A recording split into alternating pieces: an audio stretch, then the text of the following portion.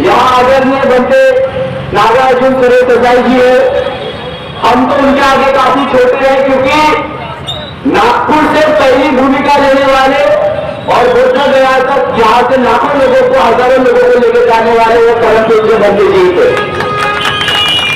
आज वो 90 साल के ऊपर है, पर उनका जो जज्बा है वो आज भी इंदिरा के, वो आज भी उत्तर नागपुर के, वो आज भी महाराष्ट्र के, और मैं कहूंगा कि संपूर्ण भारत के उन छोटे बच्चे में भी है, क्योंकि बनते जी आज भी बोधगया को मुक्त करने की वो हिम्मत अपने पास से रखते। और शोतान जी का कितनी बड़ी है कि समाज का युवा वर्ग, समाज का महिला वर्ग और समाज का पुरुष वर्ग उदासीन है। यहाँ पे आने वालों की संख्या भी ऐसी है कि चलो दोपहर में कुछ काम नहीं तो होके आ जाते हैं। इससे शायद ही तुम उस बड़ी भूमिका को निभा पाओगे कि हमें वो चीज क्यों चाहिए, वो हमें जगह क्यों चाहिए।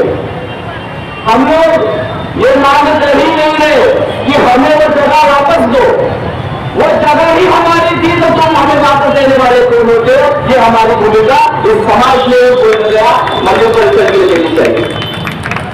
दूसरा, ये लोग कहते हैं कि जो परिसर है वहां के जो चेयरमैन रहेंगे वो एक हिंदू कलेक्टर रहेंगे।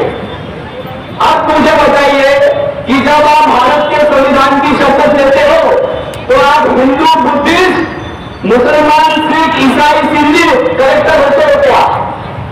आप इस देश के एक सेकुलर धर्मनिरपेक्ष कलेक्टर होते हो। कलेक्टर के साथ में एक पोस्ट आती है जो डिस्ट्रिक्ट मजिस्ट्रेट की होती है, और डिस्ट्रिक्ट मजिस्ट्रेट का काम होता है कि आपके परिसर में न्याय व्यवस्था सुरक्षा को बनाए रखना। इसमें कलेक्टर की पोस्ट बड़ी होती है, ऐसा संवैधानिक पारित उसको है। अगर कलेक्टर की पोस्ट को साझा परिभाषा में समझा जाए तो कलेक्टर की इतनी पोस्ट है कि तुम्हारे इलाकों के सभी लोगों के जो कर है, जो आप टैक्सेशन ले रहे हैं, चाहे वो मॉइल का हो, चाहे वो एमएसपीडी का हो, उसका हिसाब सरकार को देना यही कलेक्टर का काम है। क्योंकि अंग्रेजों के समय में उसे कहा जाता था रेवेन्यू ऑफिसर, मतलब आयकर अधिकारी उनका नाम था। आज हम लोग बहुत हवा बना देते हैं इन चीजों की, कलेक्टर, आईपीएस वगैरह। ये बात हम समाज की ही गलती है कि हम लोगों ने किसी पदों को बहुत बड़ा बना दिया है और अपने आप को छोटा बना दिया है। संविधान की परिभाषा है we the people of India, हम भारत के लोग। जब आपके पास में भूमिका हम भारत के लोगों की है, आप जिस दिन भारत की भूमि में पैदा हो जाते हो आपको सुरक्षा मिलती है, आपको अन्न मिलता है, आपको यहाँ पर निवारा मिलता है।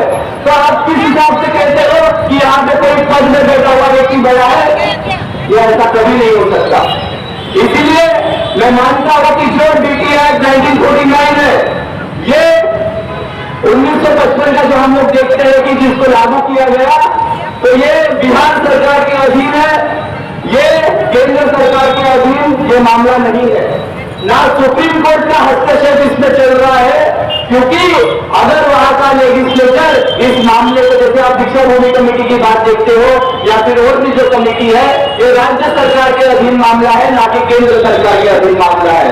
तो हमारा सबसे पहला सवाल, तो ऐसे विधायक वहां से संसद, वहां के विधानसभा में आने के हम लोगों ने मांग करनी चाहिए कि जो बीटी एक्ट को फिर से रिव्यू करे।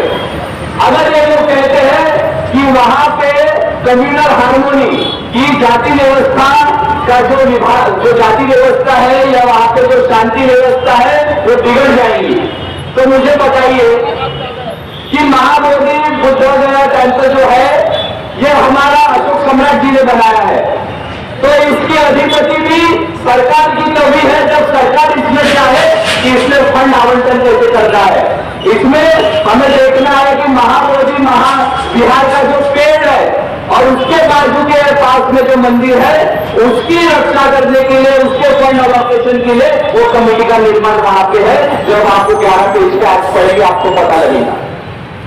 अब हमारी भूमिका यहां से क्या रहनी चाहिए इसके ऊपर हम लोग बात करेंगे, क्योंकि पूरे देश में यह मामला चले गया है और हम लोग भले ही वो बोधगया यहाँ से 700-800 किलोमीटर दूर हो, पर इंदिरा में करने की क्या भूमिका है इसके बारे में हमें विचार करना चाहिए। क्या होगा हर जगह से जब हम लोग ज्ञापन देंगे, हर बुद्ध विहारों में जब हम लोग मीटिंग लगाएंगे और हर चौक पे जब इसके बारे में जनचेतना जगाएंगे, तो ये मामला सिर्फ बोधगया बिहार का मामला नहीं रहेगा, ये राष्ट्रव्यापी मामला बन जाएगा। क्या तमिलनाडु में तुम्हारे बुद्धिस्ट लोग नहीं रहते जिनको ये मामला, क्या उनको बोधगया मंदिर नहीं चाहिए? क्या तुम्हारे लोग पंजाब में नहीं रहते? क्या तुम्हारे लोग अरुणाचल प्रदेश में नहीं रहते? क्या तुम्हारे लोग गुजरात में नहीं रहते? तुम्हारे लोग हर जगह है, पर तुम अपनी मानसिकता को इतने सीमित बनाए हो कि महाराष्ट्र के महार और यूपी के चौहान, रविदासी पंजाब के और जाटव अपने पश्चिम यूपी के, इससे तुम लोग क्रांति कभी नहीं ला सकते, क्योंकि बुद्धिस्ट होना अपने आप में मानवतावाद की संकल्पना है मेरे दोस्तों। और मानवतावाद जिसके घर से नहीं, वो क्या महाबोधि महाविहार को मुक्त करने जा रहे हैं। अपने अंदर करुणा का भाव नहीं, और हम लोग मांग कर रहे हैं कि महाबोधि महाविहार को हम लोग प्राप्त कर लेंगे। घर से करुणा की शुरुआत नहीं, और हम लोग कहते हैं कि देश में फुले शाह अम्बेडकर के विचार हम लोग लाने जा रहे हैं। इससे शायद हम लोग 4, 5, 15, 1 महीना सरकार के ऊपर में कुछ प्रेशर बना पाए, पर तुम्हारे समाज का प्रेशर इस संवैधानिक भूमि पे 365 दिन उस सरकार पे रहना चाहिए, तब मैं मानता हूं कि तुम्हारी जीत इस भारत में कोई नहीं रोक सकता। इस महाबोधि महाविहार को मुक्त करने की बात जब हम लोग कह रहे हैं, तो हम लोगों ने ऐसी भी भूमिका निभानी चाहिए कि नागपुर से एक जत्था रवाना हो और बिहार में उस जगह पे जो वहां पे हमारे जितने भी लोग, जितने भी धंधेकर विदेशों से आके वहां पे भूख हड़ताल कर रहे हैं, उनका हमें समर्थन करना चाहिए। साथ ही अपने बच्चों को भी ये शिक्षा दो कि आज से 1, 1.5, 2 साल बाद भी हम लोग ये लड़ाई जीते, पर हमारे मरने के बाद भी इस कार्य को आगे लेके जाने की जिम्मेदारी तुम्हारी है।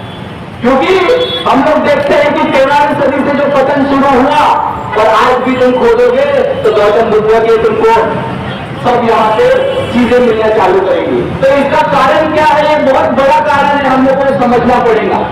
क्योंकि अगर हम लोग अपनी चीजों का जतन नहीं करेंगे, तो आने वाले 100 साल बाद ये मामला शायद हमारी पीढ़ियों के सामने नहीं रहेगा कि महाबोधि महाविहार को किस हिसाब से मुक्त कराया गया था और हम लोगों ने उस समय क्या भूमिका ली गई थी। अपने बच्चों को भी इस बारे में बताइए, और सबसे पहले तो खुद भी जानिए कि 4 जो वहां पे हिंदू समाज के महंत वहां पे अपने एडमिनिस्ट्रेशन में है या वहां पे अपनी राज्य सत्ता रखते हैं, तो हमें तकलीफ भी नहीं है कि हम लोग कहते ही नहीं कि तुम हिंदू हो या तुम महंत हो या तुम उच्च जाति हो। हमें कहना है कि हमारे बुद्ध ये मानवतावादी थे, विज्ञानवादी थे, फिर तुम बोधगया के परिसर में कर्मकांड की भूमिका क्यों निभाते हो? अगर ठीक है आपको वहां पे महाबोधि विहार के अंदर में रहना है, तो तुम क्यों तिलक लगाने की भूमिका वहां निभाते हो? तुम क्यों आगे नारियल तोड़ने की भूमिका निभाते हो? हमारा मानवतावादी धर्म है, वैज्ञानिक दृष्टिकोण का धर्म है। ना हम बुद्ध से कुछ मांगते हैं, ना बुद्ध हमें कुछ देते हैं। ये करुणाशील और मध्यम मार्ग की बात है कि हम लोगों को उन रास्तों पे चल के इस देश में कुछ क्रांति करनी है। पर लग गए तुम कि बुद्ध को भगवान बना दो और उनसे अपेक्षा करने के लिए समाज के बुद्धिजीवी वर्ग को दिमाग से कमजोर बना दो। ये भूमिका उनकी है, उनको पता है जल जमीन जंगल उनके नाम पर रहेंगे तो ये इतना बड़ा जो समाज है ये वैसी मानसिक गुलाम रहेगा। तुम्हारे पास में ना तुम्हारे महाराष्ट्र में जमीनें हैं, ना तुम्हारे पास महाबोधि महाविहार है। जमीनों का आकर्षण क्या है ये समझना पड़ेगा कि जैसे दीक्षा भूमि पूरे भारत में धम्मचक्र को घुमाती है, महाबोधि महाविहार भी तुम्हारे यहाँ के बुद्धिज्म को मजबूत करने की भूमिका रखता है। तुम्हारे जनरल के केंद्र ये हर जगह पे होने चाहिए, ये तुमको भूमिका निभानी पड़ेगी कि दीक्षा भूमि से एक आवाज निकले तो महाबोधि महाविहार से भी वो आवाज निकले, ये आवाज तमिलनाडु से भी निकले। ये इंस्टीट्यूशन हमको बनाना पड़ेगा। छोटे मोटे चीजों से हम लोग बहुत बड़ी क्रांति नहीं लाने वाले। हमें ये संघर्ष को 365 दिन जीवित रखना है। आने वाले दिनों में जो भी आंदोलन हम लोग करें या सरकार के विरुद्ध में जाके महाबोधि महाविहार को मुक्त करने के लिए काम करें, तो हमें संवैधानिक मार्ग अपनाना है। अगर एक भी जगह हिंसा हुई तो तुम लोगों के ऊपर में ये मनवादी व्यवस्था 10 मिनट नहीं लगाएंगे और तुमके ऊपर कार्रवाई करने की शुरुआत करेंगे। पर हमारे अंदर की ऊर्जा को जेलों में बंद करके क्या क्रांति आएगी? जो ऊर्जा रस्तों पे रह के लोगों के अंदर चेतना ला सकती है, वो क्रांति को जेलों में बंद होके बर्बाद मत करो। वो क्रांति को रस्तों पे लाके लोगों के घर घर लाके पहुंचाने का काम करो और महाबोधि महाविहार को मुक्त करने का काम करो। हम अपने भिक्षु संघ के मार्गदर्शन में काम करते रहेंगे। बिहार सरकार को भी हमारा कहना है कि भले ही हम लोग महाराष्ट्र के हैं, पर बिहार सरकार ने भी इसका संज्ञान लेना चाहिए कि आने वाले जब भी इलेक्शन आए और तुम लोग तब अपनी भूमिका लेते हो कि हम महाबोधि महाविहार के लिए विधायक लाएंगे, वो विधायक तुम अभी एक स्पेशल सेशन लेके उसे पारित करो, वहां पे कमेटी के पूरे 9 लोगों के बुद्धिस्ट लोगों की वहां पे अपॉइंटमेंट करो और साथ ही जो आपका वो क्लॉज है जिसमें आप कहते हो कि कलेक्टर एक चेयरमैन रहेगा, तो उसको भी हम निरस्त करने की बात करते हैं। बुद्धिस्ट समाज का ही आदमी वहां चेयरमैन रहेगा, वहां अध्यक्ष रहेगा, क्योंकि उसी से हम लोग अपने भूमिका को देश भर में फैला पाएंगे। हम कमजोर लोग नहीं है, हम ताकतवर लोग हैं और ताकतवर भी उस तरीके से है कि हम लोग अपने अधिकारों को लोगों के बीच में मानवतावाद के रूप में लेके जाना चाहते हैं। मैं ये भी आशा करता हूं कि हम सभी लोग सिर्फ एक मुख्य दर्शक ना बनते हुए अपनी भूमिका अपने हाथों में एक क्रांति की मशाल लेते हुए महाबोधि महाविहार को मुक्त करने की संकल्प लेंगे। आने वाले समय में 14 अप्रैल बहुत धूमधाम से हम लोग मनाने की बात कर रहे हैं और उस 14 अप्रैल के समय भी अपने बिहारों से जो तुम झांकियां निकालोगे, जो अपने इलाकों में कार्यक्रम करोगे, महाबोधि महाविहार की वहां पे प्रतिकृति जरूर रखो कि तुम्हारे 14 अप्रैल में जो लोग जो गर्दी यहाँ पे आती है उन बच्चों के भी मन में प्रेरणा जाए कि हमारा समाज, हमारा युवा, हमारा बुजुर्ग एक साथ मिलकर आवाज देगा और महाबोधि महाविहार को मुक्त करके रहेगा। यही आशा करता हूँ, यही संकल्प आपसे लेता हूँ कि आप लोग सब एक साथ रहेंगे और अपने अंदर की करुणा को सबसे पहले जगाएंगे, क्योंकि जब तक आप करुणा में नहीं रहेंगे आप कोई भी बिहार को मुक्त नहीं करवा पाएंगे, कोई भी जगह को आप प्राप्त नहीं कर पाएंगे। संवैधानिक बनो, क्रांतिशील रहो और बाबा साहब के गौतम बुद्ध के विचारों को आगे बढ़ाने के लिए काम करो। यही आपसे आशा करता हूँ, यही निवेदन करता हूँ और एक आपसे जोरदार घोषणा लूंगा कि महाबोधि महाविहार प्राप्त करके रहेंगे।